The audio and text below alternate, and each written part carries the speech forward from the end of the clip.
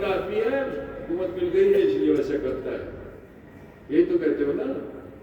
وہ ظالم ہے، اتر پردیش میں ظلم کر رہا ہے تو بہار میں ظلم کر رہا ہے، تو جھارکھنڈ میں ظلم کر رہا ہے، تو اتراکھنڈ میں ظلم کر رہا ہے، تو آسام میں ظلم کر رہا ہے۔ اس کا ظلم تمہیں دکھتا ہے، لیکن تم نے جو اپنے نفس پہ ظلم کیا وہ دکھتا ہے۔ یہ سب کچھ کیوں ہو رہا ہے؟ کبھی تم نے سوچا کہ آج مسجد، مدرسہ، خانقاہ، درگاہ، قبرستان، گھر، تم کچھ محفوظ نہیں ہے؟ اس کی وجہ کیا ہے؟ ہمارے سماج کی برائیاں۔ آج مسلم سماج میں 1,24,000 کم و بیش انبیاء کرام کے امتیوں کی جتنی برائیاں تھیں اس سے زیادہ برائی آج مسلم سماج میں دکھائی دے رہی ہے۔ مسلم سماج میں بچے کو جھوٹ بولنا بچپن میں سکھا دیا جاتا ہے، کیونکہ کسی سے قرضہ لے کے بیٹھے ہوئے اور دروازے پہ آ گیا، اب اس نے کہا بھائی نکلو، بچے کو بھیجتے ہوئے جا کے کہہ دو ابا نہیں ہے۔ کیا بولتے کہتے ابا نہیں ہے، اور وہ بھی ننھا سا بچہ، معصوم بچہ، وہ آ کر کے دروازے پہ اس سے کہتا ہے ابا کہتے ہیں کہ ابا نہیں ہے۔ تو تم نے تو خود جھوٹ بولا، اپنے بچوں کو بھی جھوٹ بلوا رہے ہو، حق سے باطل کی طرف چلے گئے ہو تم۔ جب تک مسلمان حق پہ تھا، عزت کے ساتھ تھا، کم تھے دم تھا۔ آج بہت زیادہ ہم لیکن ذلیل و خوار ہو رہے ہیں۔ ہم ان کو نہیں کوسیں گے جو ظلم کر رہے ہیں، بلڈوزر چلا رہے ہیں، مسجدیں گرا رہے ہیں، خانقاہیں گرا رہے ہیں، ہم کو نہیں کوسیں گے، ہم تمہیں کوسیں گے۔ تمہاری خطا کی وجہ سے یہ ہو رہا ہے، تمہیں تو دھس جانا چاہیے تھا۔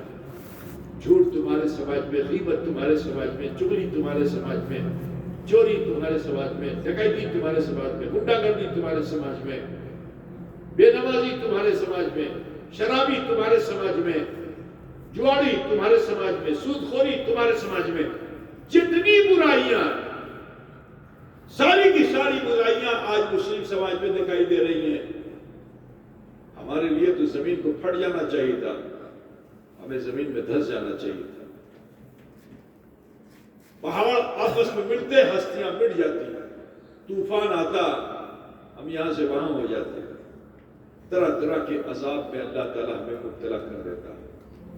لیکن قربان جاؤ جناب محمد رسول اللہ صلی اللہ علیہ وسلم پر کہ جن کے نام کا تم نے کلمہ پڑھ لیا، اس کلمے کی برکت ہے کہ تم آج بچے ہوئے ہو۔ جو کلمہ تم نے پڑھ لیا، اسی کلمے کی برکت ہے جس سے تم بچے ہوئے، چور ہو مگر بچے ہوئے، سود خور ہو بچے ہوئے ہو۔ کیونکہ میرے نبی نے فرمایا ہے کہ میری امت پر عذاب عام کا نزول نہیں ہوگا۔ غور سے سنیے گا میری بات۔ آج تک کوئی آپ کو یہ درس نہیں دینے آیا، ہر آدمی کہ وہ بڑا مردود ہے، بڑا خبیث ہے، بڑا ظلم کر رہا ہے۔ ظلم ہو کیوں رہا ہے؟ آج سے 50 سال پہلے تو نہیں ہو رہا تھا، 100 سال پہلے تو نہیں ہو رہا تھا، 150 سال پہلے تو نہیں ہو رہا تھا، 200 سال پہلے تو نہیں ہو رہا تھا۔ آج کیوں ہو رہا ہے؟ کہ یہ قیامت کی نشانی ہے کہ اللہ تعالیٰ مسلمانوں کی ہستی کو مٹائے گا نہیں۔ ایک مسلمان بھی رہے گا تو قیامت نہیں آئے گی۔ یدی ایک مسلمان تھکبے قیامت نہیں آئے گی۔ لیکن جب مسلمان خطا و بھول اور گناہ کی طرف آمادہ ہو جائے گا تو اللہ تعالیٰ انہیں زمین پھاڑ کر کے دھسائے گا نہیں، ہواؤں کے ذریعے اڑائے گا نہیں، صورتوں کو مسخ نہیں کرے گا، بلکہ جب مسلمان خطا و بھول کی ضبطی کرے گا تو اللہ کے رسول فرماتے ہیں کہ میری امت پر ظالم و جابر حکمراں مسلط کر دیے جائیں گے۔ تو آج یہ جو ظلم و ستم ہو رہا ہے یہ ہماری شامت اعمال کا اثر ہے۔ ہم برے ہو چکے ہیں، چاہتے ہو کہ تم بچو، تمہارا گھر بچے، تمہارا قبرستان بچے، تمہاری خانقاہ بچے، تمہاری درگاہ بچے، تمہارا مدرسہ بچے، تمہاری مسجد بچے، تمہاری زمین بچے، اور نسلوں اس ہندوستان میں تم آباد رہو، تو اس کے لیے بھی اپنے کو بدلنا ہوگا، اپنے سماج کی برائیاں دور کرنی پڑے گی۔ مسجدیں بنا کر کے ماربل لگا کے خوش مت ہو جاؤ، مسجدوں کو آباد کرنا پڑے گا۔ سندر گھر بنا کر کے بے نمازی بن کے جیون مت وتیت کرو۔ ماں بہن بیٹیوں سے کہو کہ مصلے بچھائیں، قرآن کی تلاوت کریں۔ یہ وقت بہت ہی مشکل کا وقت ہے، ذلت کے سب سے نچلے حصے میں آج مسلمان ہندوستان میں چلا گیا ہے۔ اے مسلمان اٹھو، بیدار ہو جاؤ، اپنی برائیوں کو دور کرو، خطاؤ بھول سے الگ ہو جاؤ، اللہ کا خوف پیدا کر کے شریعت محمدی کے پاسدار ہو جاؤ۔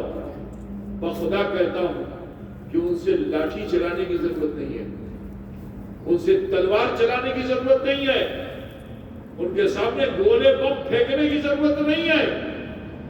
تم صرف صحیح ہو جاؤ اور اس آیت کریمہ کی مصداق بن جاؤ تو انشاءاللہ تبارک تعالیٰ جو کافر مشرک ظالم تمہیں دیکھے گا بھیبیت ہوگا، اور انشاءاللہ وہ تمہیں دیکھ کے پڑھے گا کلمہ لا الہ الا اللہ۔